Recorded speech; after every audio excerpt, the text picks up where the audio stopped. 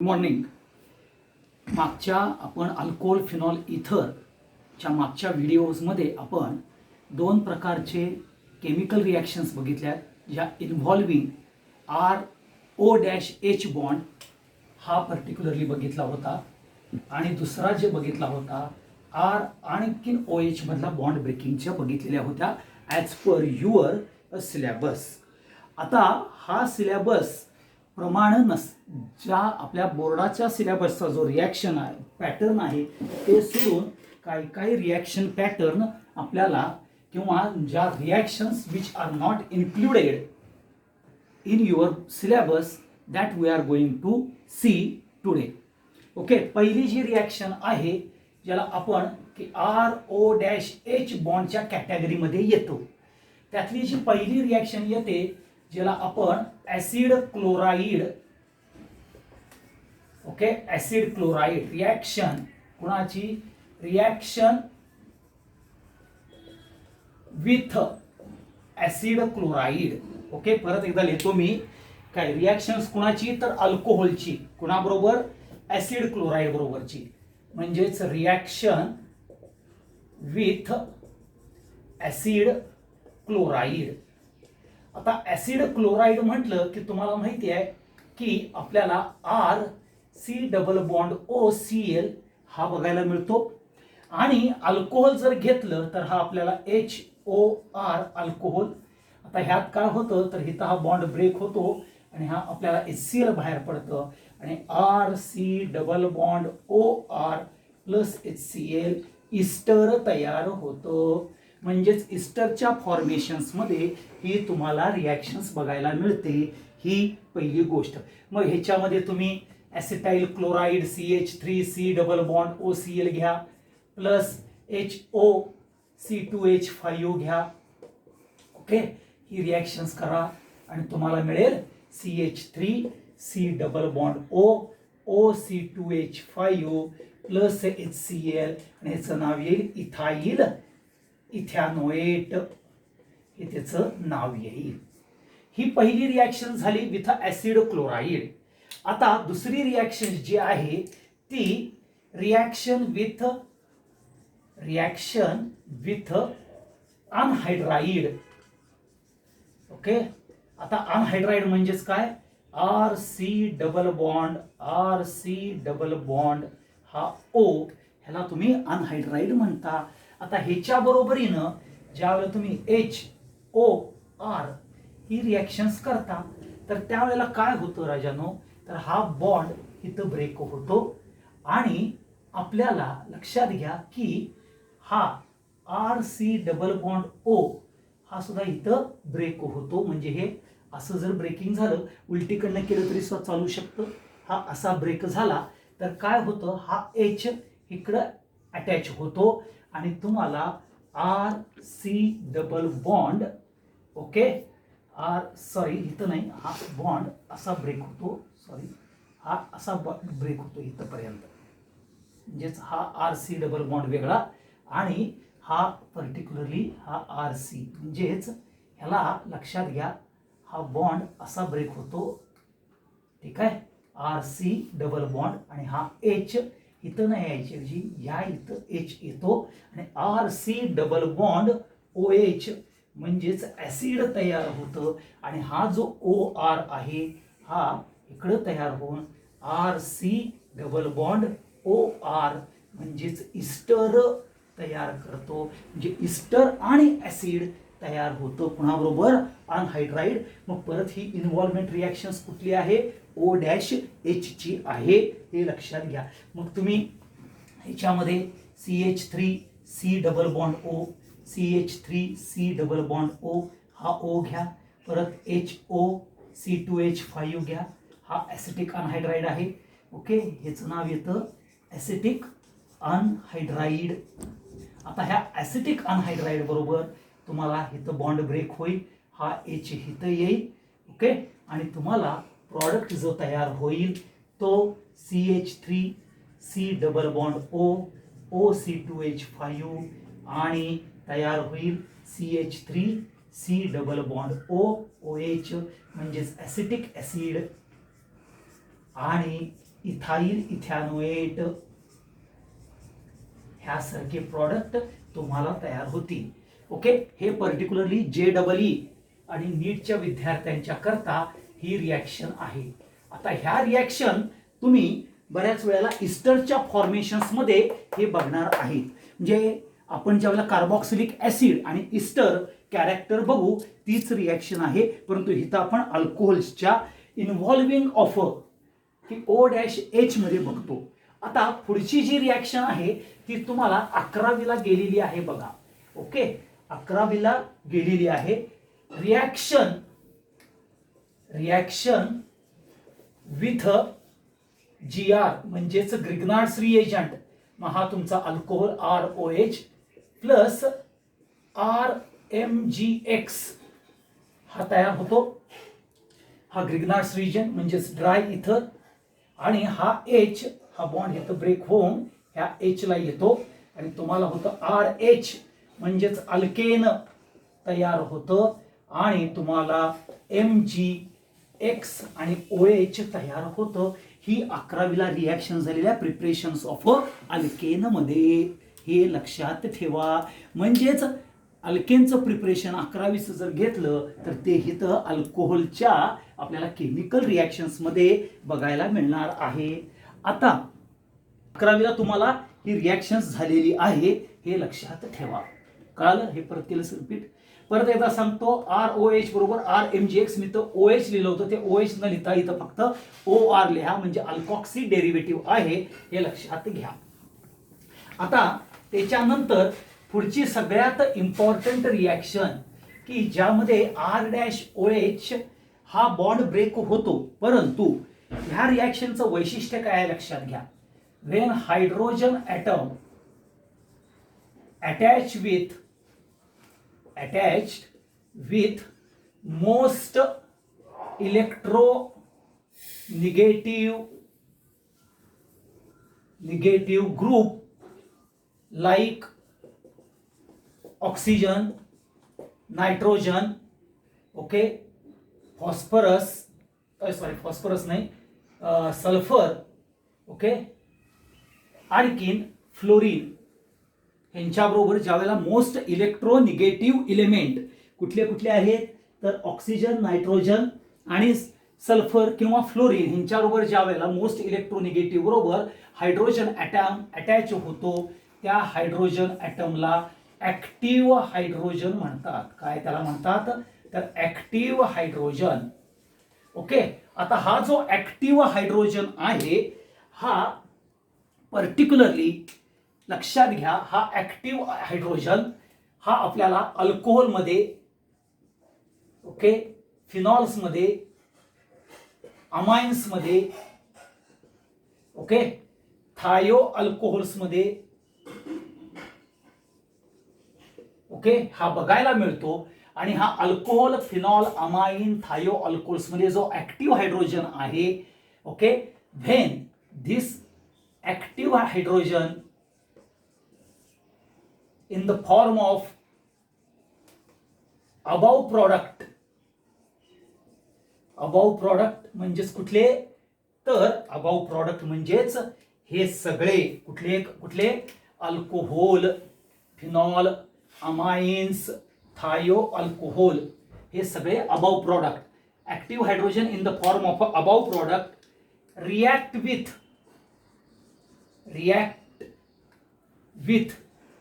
Grignard's reagent म्हणजेच RMGX बरोबर react करतील. त्यावेळेला तुम्हाला हायड्रोकार्बन, ओके, हायड्रोकार्बन हा म्हणजेच पर्टिक्युलरली CH3MgX ह्या ग्रिग्नार्ड्स रिएजंट बरोबर रिॲक्ट करतील. त्यावेळेला हायड्रोकार्बन CH4 हा प्रोड्यूस होईल. काय होईल? CH4 प्रोड्यूस होईल. हे लक्षात ठेवा. मग पहिलं काय आहे तर ROH आहे ऍक्टिव्ह हायड्रोजन. कुणाबरोबर रिॲक्शन होणार आहे? RMGX बरोबर. म्हणजेच इथं आपण CH3MgX घेणार आहे, म्हणजेच ड्राय इथर आलेलाच आहे इथं. आता ह्या इथं बॉन्ड ब्रेक होणार, इथं बॉन्ड ब्रेक होणार, हा H येणार आणि CH4 प्लस MgXOR तयार होईल, हे लक्षात ठेवा. आता आणखीन एक प्रॉडक्ट राहिला alcohol, phenol, amine, thio alcohols आणि अल्काइन्स. अल्काइन्स ज्याच्यामध्ये ऍक्टिव्ह हायड्रोजन असतो. ओके, मिळाला तुम्हाला. पर्टिक्युलरली दुसरा घेतला तुम्ही, अमाइन घेतला. Okay, R particularly RNH2 plus CH3MgX dry ether. आता ह्यातला NH2 मधला हा एक H आणि हा एक H, ह्यातला इथं बॉन्ड ब्रेक होतो, हा H इथं जातो आणि तुम्हाला मिळतं इथं RH. ओके, म्हणजे CH4 मिळणार तुम्हाला आणि MgXNH हा प्रॉडक्ट तयार होईल. ओके, तिसरा, जर तुम्ही ज्या वेळेला अमाइन्स घेतल्यानंतर RSH हा प्रॉडक्ट घेतला, परत CH3MgX घेतला, ड्राय इथर घेतला आपण, तर हा परत इथं CH3 कडे जाईल आणि आपल्याला CH4 प्लस MgX आणि SR हा प्रॉडक्ट बघायला मिळेल. आणि सगळ्यात शेवटी ज्यावेळेला आपण अल्काइन्स घेतो, म्हणजेच RC triple bond CH, okay, त्याच्या बरोबरीनं ज्यावेळेला CH3MgX घ्याल त्यावेळेला हा हायड्रोजन इथं येतो आणि तुम्हाला हा पर्टिक्युलरली CH4 म्हणजेच मिथेन मिळणारच आहे, परंतु MgX, ओके, हे लक्षात ठेवा, आपल्याला MgX हा येणारच आहे. आणि इकडं आपल्याला काय येईल, particularly RC triple bond C हे कॅरेक्टर आपल्याला बघायला मिळेल. लक्षात आलं. तर हा जो महत्वाचा पार्ट आहे की ऍक्टिव्ह हायड्रोजन कोण आहे, की जो ऑक्सिजन, नायट्रोजन, सल्फर बरोबर किंवा फ्लोरीन बरोबर ज्यावेळेला मोस्ट इलेक्ट्रोनिगेटिव्ह एलिमेंट्स बरोबर असतो त्यावेळेला तो ऍक्टिव्ह हायड्रोजन म्हणून ऍक्ट होतो आणि तो alcohol, phenol, amine, thio alcohols, alkynes मध्ये प्रेझेंट असतो. आणि हा ऍक्टिव्ह हायड्रोजन ज्या वेळेला प्रेझेंट आहे अल्कोहोल बरोबर, थायो अल्कोहोल बरोबर, अमाइन बरोबर, आणि तो ज्या वेळेला ग्रिग्नार्ड्स रिएजंट CH3MgX बरोबर रिॲक्ट करतो त्यावेळेला आपल्याला मिथेन हा हायड्रोकार्बन तयार होतो. आता ह्यामध्ये सगळ्यात महत्वाचं वैशिष्ट्य काय हे जर तुम्ही बघितलं तर ह्याचं मोस्ट प्रॉबेबली वैशिष्ट्य आहे, ह्या रिॲक्शनचं नाव आहे झेरेविटिनॉफ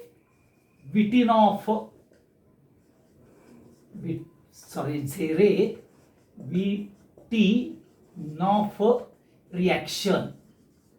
काय आहे ह्याचं नाव, झेरेविटिनॉफ रिॲक्शन. हे सगळ्यात महत्वाचं. आता ही रिॲक्शन कधी यूज केली जाते तर आपल्याला volume of CH4 at NTP कंडिशनला डिटरमाइन केला जातो आणि नंबर ऑफ ऍक्टिव्ह हायड्रोजन हे इव्हॅल्युएट केले जातात बाय धिस रिॲक्शन, झेरेविटिनॉफ रिॲक्शन. हे लक्षात ठेवा आणि ह्याला स्टार मार्क करून ठेवा JEE आणि नीटच्या लोकांनी. परत एकदा सांगतो, ही रिॲक्शन महत्वाची आहे की item that is a hydrogen atom attached with the electronegative element like oxygen, nitrogen, sulfur, तो ऍक्टिव्ह हायड्रोजन म्हणून ऍक्ट होतो आणि तो present alcohol, amine, thio alcohols किंवा अल्काइन्स मध्ये असल्यानंतर हा ऍक्टिव्ह हायड्रोजन ज्या वेळेला ग्रिग्नार्ड्स रिएजंट लाईक CH3MgX बरोबर रिॲक्ट करतो त्यावेळेला CH4 हा आपल्याला हायड्रोकार्बन तयार होतो आणि ह्याच रिॲक्शनला झेरेविटिनॉफ रिॲक्शन म्हणतात. आणि ह्या रिॲक्शन्स मधून volume of CH4 at NTP condition determine केला जातो आणि त्याच्यावरून नंबर ऑफ ऍक्टिव्ह हायड्रोजन हे इव्हॅल्युएट केले जातात. हे लक्षात ठेवा. आता पुढचा जो पार्ट येतो रिॲक्शन्स मध्ये तो जो येणार आहे तो आपल्याला पर्टिक्युलरली R-OH ह्यामध्ये रिॲक्शन्स असलेल्या बघायच्या आहेत. कुठल्या आहेत तर R-OH ह्या मधल्या राहिलेल्या ज्या दोन रिॲक्शन्स आहेत म्हणजे ज्या सिलेबसमध्ये नाहीत त्या इन्व्हॉल्व्ह असलेल्या रिॲक्शन्स बघायचे. मग हा तुमचा R-OH प्लस HONO2. आता HONO2 म्हणजेच हा आला नायट्रिक ऍसिड. ओके, लक्षात ठेवा. म्हणजेच तुमचा हा HNO3 आला आणि ह्या ज्या वेळेला HNO3 बरोबर रिॲक्ट केला जातो. आता इथं R-OH आहे म्हणजे हा इथं आपल्याला हा H2O बाहेर पडतो आणि RONO2 म्हणजेच अल्काईल नायट्रेट तयार होतं आणि प्लस H2O हे आपल्याला बघायला मिळतं. ही रिॲक्शन्स लक्षात ठेवा. ओके, आता ह्यामध्ये फक्त अल्काईल ग्रुप चेंज केला की त्याप्रमाणे समजा C2H5 असेल तर इथाइल नायट्रेट तयार होईल, मिथाइल ग्रुप असेल तर मिथाइल नायट्रेट ह्यासारखा प्रॉडक्ट तयार होईल. दुसरा काय आहे तर ROH बरोबर ज्या वेळेला तुम्ही रिॲक्शन्स करता अमोनिया बरोबरची ही रिॲक्शन्स करता. आता अमोनिया बरोबरची रिॲक्शन्स करत असताना कॅटॅलिस्ट Al2O3 हा यूज केला जातो आणि त्याला थोडंसं हिटिंग केलं जातं. हिटिंग केल्यानंतर लक्षात घ्या ह्या NH3 मधला हा NH2 आणि हा H असा मी बाहेर काढतो. हा H आणि हा OH मिळून H2O बाहेर पडतं आणि RNH2 प्लस H2O हा प्रायमरी अमाइन आपल्याला बघायला मिळतो. आता हा प्रायमरी अमाइन लक्षात घ्या, हा प्रायमरी अमाइन फर्दर NH3 बरोबर Al2O3 बरोबर जर रिॲक्शन्स घेतला तर परत हा NH2 आणि हा H लक्षात घ्या. ओके, ह्यातला फर्दर हा RNH2 ह्याच्याबरोबर नाही आहे, अमाइन्स बरोबर नाही म्हणजे अमोनिया बरोबर नाही. हा alcohol ROH plus RNH2 in presence of Al2O3 घेतलं तर ह्यातला परत एक H आणि हा OH मिळून आपल्याला H2O बाहेर पडतं आणि आपल्याला R2NH हा सेकंडरी अमाइन बघायला मिळतो. आणि परत हा ROH बरोबर ज्या वेळेला R2NH in presence of Al2O3 he reaction म्हणजे R2NH बरोबर रिॲक्शन्स केली जाते. परत हा हायड्रोजन हा OH रिमूव्ह होतो आणि R3N म्हणजे टर्शरी अमाइन प्लस H2O ही रिॲक्शन होते. हे लक्षात ठेवा. ओके, हे अमाइनच्या प्रिपरेशन्स मध्ये आपल्याला ही रिॲक्शन्स बघायला मिळणार आहे.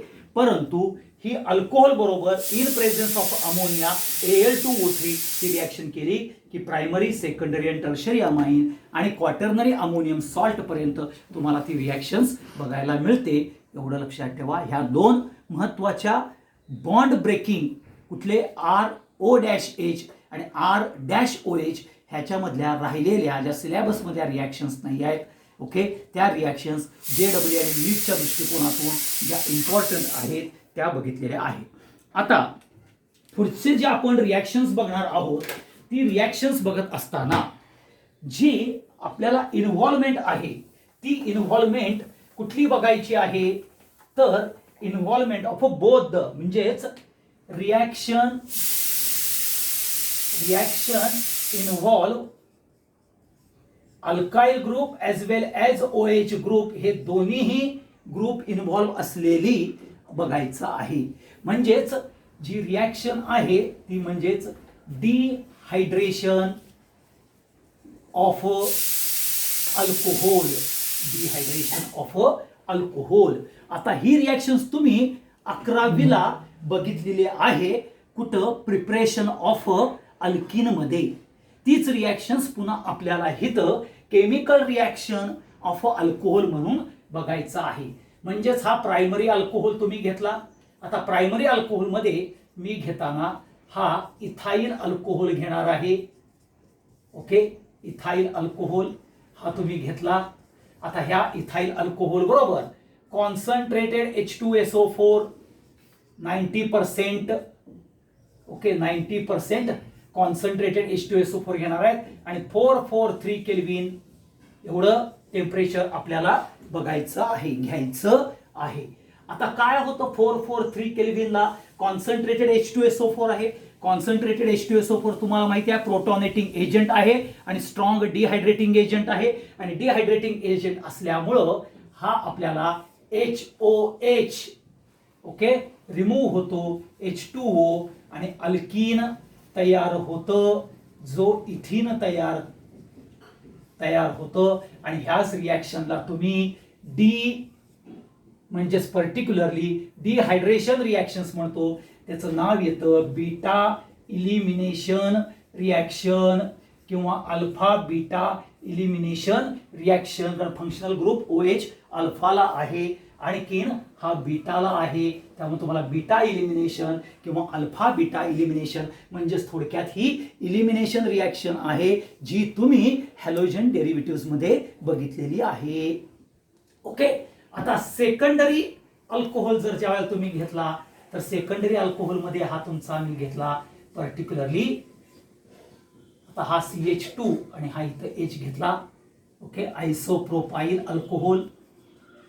Okay, isopropyl alcohol. इथं परत मी कॉन्सन्ट्रेटेड H2SO4 60% घेतलेला आहे. 11वीला झालेली आहे रिॲक्शन. टेम्परेचर आहे 373 केल्व्हिन. परत हा H2O आपला बाहेर पडला आणि तुम्हाला इथं CH3 CH double bond CH2 plus H2O हे प्रोपीन तयार होतं. आता सेकंडरी अल्कोहोल्स मध्ये ज्या वेळेला तुम्ही CH3 हा CH हा OH डबल पर्टिक्युलरली CH2 आणि CH3 हे तुम्ही घेता बघा. CH3 CH म्हणजेच तुम्हाला सेकंडरी ब्युटाइल अल्कोहोल असं ज्या वेळेला घेताय त्यावेळेला कंडिशन सेमच आहे 60% 373 केल्व्हिन, परंतु तुम्हाला दोन प्रकारचे प्रॉडक्ट तयार होतात.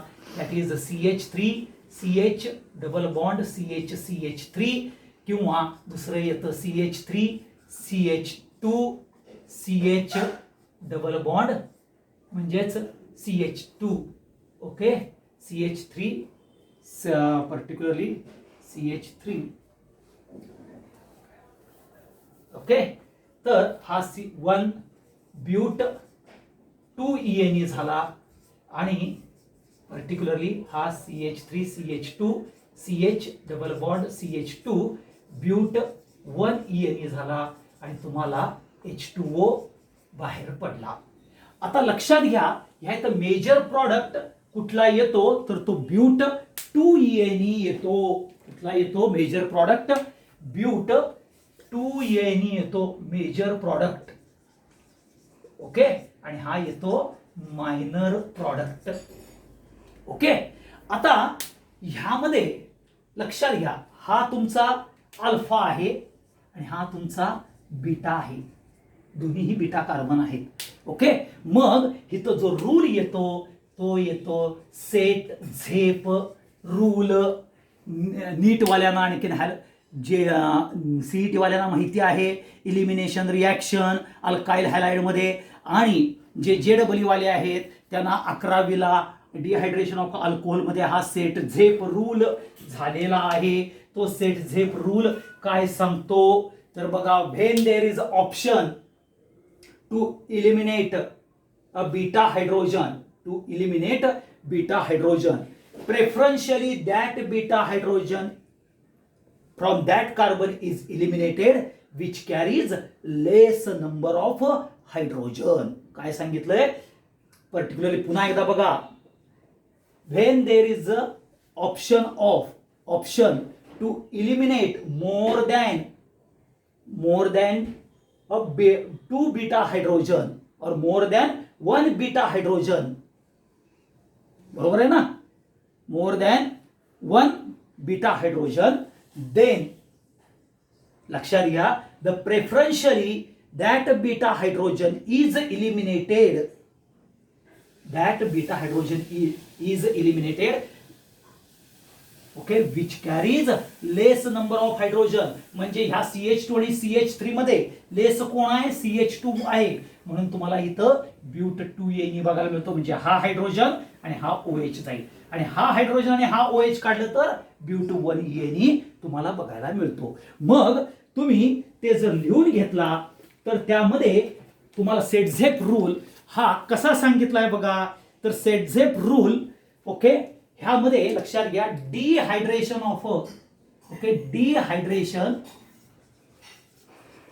Of alcohol produce alkyne. Dehydration of alcohol produce alkene formed by elimination reaction. दोन मिनिटं, दुसरा जरासा पेन घेतो. Formed by elimination reaction. Okay, formed by elimination reaction which has greater number of alkyl group attached to a double or a doubly bonded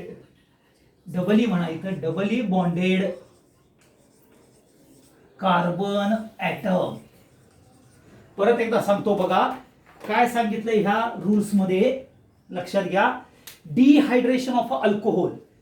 okay, dehydration of alcohol करणार तुम्ही. Okay, the alkyne, dehydration of alcohol produce the alkyne. हे alkyne produce करणार हे तुम्हाला माहिती आहे.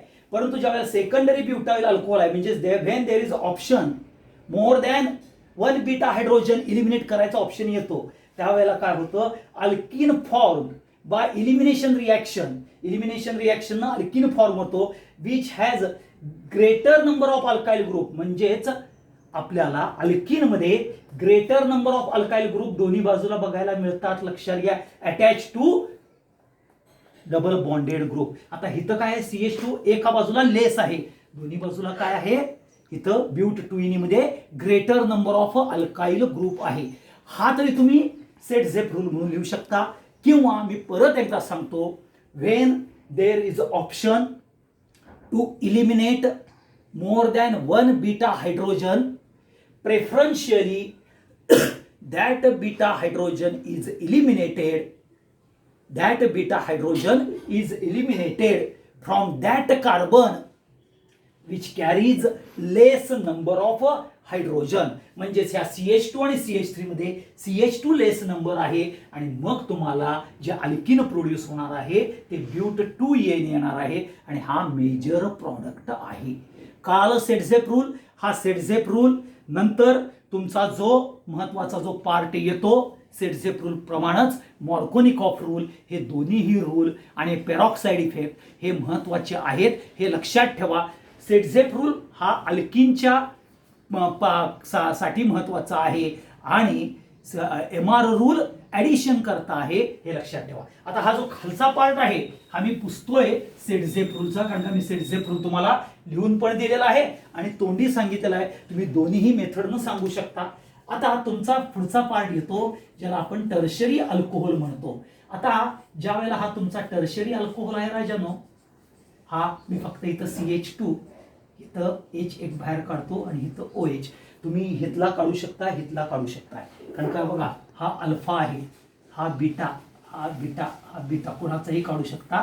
परंतु ॲरोवरती concentrated H2SO4 20% लिहा, आणि टेम्परेचर आहे 363 केल्व्हिन, आणि तुम्हाला हा H2O बाहेर पडतो, आणि हा CH3 double bond CH2 plus H2O हा आयसोब्युटिलीन प्रॉडक्ट तयार होतो. काय तयार होतो? आयसोब्युटिलीन हा प्रॉडक्ट तयार होतो, हे लक्षात ठेवा. आता ह्या कंडिशन आपल्याला जर फक्त चेंज केल्या, आता ह्याच्या ऐवजी तुम्ही ॲल्युमिना Al2O3 हे जर यूज केलं, ओके, Al2O3 केलं तर 623 केल्व्हिन काय येणार, Al2O3 ला 623 केल्व्हिन आपल्याला प्रायमरी अल्कोहोलचं इथिनमध्ये रूपांतर होईल. ह्यामध्ये सेकंडरी अल्कोहोलमध्ये मग तो सेकंडरी ब्युटाईल असेल किंवा आयसोप्रोपाईल असेल, ह्याची बरोबर ज्यावेळेला तुम्ही Al2O3 523 केल्व्हिन एवढं टेम्परेचर घेतलं तर हीच रिॲक्शन होईल. आणि आपल्याला ह्याच्या ऐवजी आपल्याला लक्षात घ्या, इथं Al2O3 विथ 423 केल्व्हिन असेल तर आपल्याला आयसोब्युटिलीन तयार होतो. ज्या वेळेला कॉन्सन्ट्रेटेड H2SO4 बरोबर तुम्ही अल्कोहोल हा डिहायड्रेशन मध्ये जातो, कुणाबरोबर, कॉन्सन्ट्रेटेड H2SO4 च्या प्रेझेन्समध्ये प्रायमरी, सेकंडरी आणि tertiary alcohol dehydration of alcohol मध्ये जातो, त्यावेळेला त्याला लिक्विड फेज डिहायड्रेशन म्हणतात. परत इथं लिहितो लिक्विड फेज डिहायड्रेशन. काय आहे, लिक्विड फेज डिहायड्रेशन. आणि ज्या वेळेला तुम्ही Al2O3 बरोबर करता त्यावेळेला vapour phase dehydration of alcohol म्हटलं जातं. एवढं लक्षात ठेवा. आता इथपर्यंतच आपण पार्ट हा बघूया. ह्याच्यानंतर ह्याचं जे मेकॅनिझम आहे ते पुढच्या ह्याच्यामध्ये आपण घेऊया. Thank you very much.